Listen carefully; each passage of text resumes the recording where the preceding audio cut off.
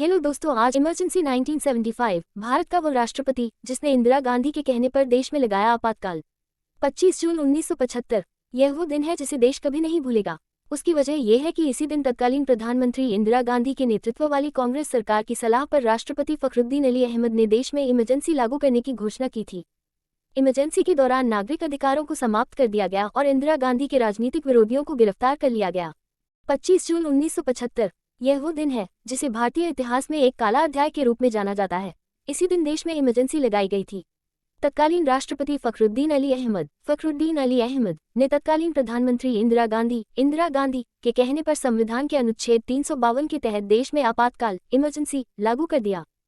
1975 में इंदिरा गांधी ने इमरजेंसी क्यों लगाई थी? 12 जून 1975 यही वो तारीख है जिसने देश में इमरजेंसी लगाने की बुनियाद रखी।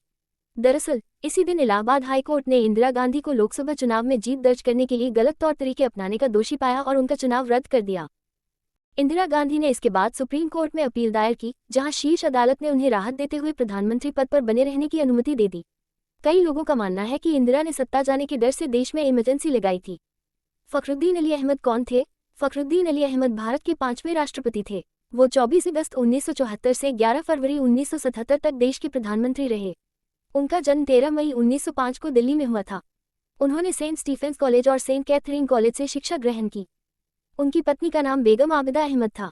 फखरुद्दीन अली अहमद का निधन 11 फरवरी 1977 को हुआ। वे 1925 में इंग्लैंड में पंडित जवाहरलाल नेहरू से मुलाकात के बाद कांग्रेस में शामिल हुए थे। भारत में इमरजेंसी कब लगाई गई? भारत में इमरजेंसी 25 जून 1975 को लगाई गई, जो 21 मार्च 1977 यानी 21 महीने तक लागू रहा। इस दौरान चुनाव स्थगित हो गए, लोगों के अधिकारों को समाप्त कर दिया गया। इंदिरा गांधी ने अपने राजनीतिक विरोधियों को जेल में बंद करवा दिया और प्रेस पर भी बैन लगा दिया। इंदिरा के बेटे संजय गांधी के नेतृत्व में बड़े पैमाने पर पुरुष नसबंदी अभियान चलाया गया। लोकनायक जयप्रकाश नारायण ने इसे भारतीय इतिहास की सबसे अधिक काली अवधि कहा था।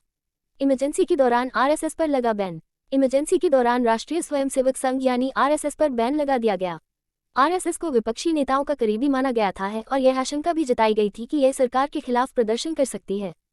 पुलिस ने आरएसएस के हजारों कार्यकर्ताओं को जेल में बंद कर दिया। इसके साथ ही आंतरिक सुरक्षा कानून के तहत जयप्रकाश नारायण, जॉर्ज फर्नांडिस, घनश्याम तिवारी और अटल बिहारी वाजपेयी समेत कई नेताओं को गिरफ्तार कर लिया गया। इलाहाबाद हाई कोर्ट ने इंदिरा गांधी पर क्या फैसला सुनाया था? इलाहाबाद हाई कोर्ट ने 12 जून 1975 को इंदिरा गांधी को सरकारी मशीनरी का दुरुपयोग करना, तय सीमा से अधिक पैसे खर्च करना, वोटरों को घूस देना और मतदाताओं को प्रभावित करने के लिए गलत तौर तरीके अपनाने जैसे 14 आरोप सिद्ध होने के बाद 6 साल के लिए प्रधानमंत्री पद से बेदखल कर दिया। राजनारायण ने 1971 में रायबरेली लोकसभा क्षेत्र से इंदिरा गांधी के हाथों शिकस्त झेलने के बाद इलाहाबाद हाईकोर्ट का दरवाजा खटखटाया था। हालांकि इंदिरा गांधी ने हाईकोर्ट के फैसले के खिलाफ सुप्रीम कोर्ट में अपील दायर की। शीर्ष अदालत ने 24 जून 1975 को हाईकोर्ट के आदेश को तो बरकरार रखा, लेकिन उन्हें प्रधानमंत्री पद पर बने रहने की इजाजत दे दी। इमरजेंसी का देश की राजनीति पर क्या असर पड़ा? इमरजेंसी लागू करने के करीब 2 साल बाद इंदिरा गांधी ने अपने पक्ष में विरोध की लहर तेज होती देख लोकसभा को भंग कर नए सिरे से चुनाव कराने की सिफारिश कर दी।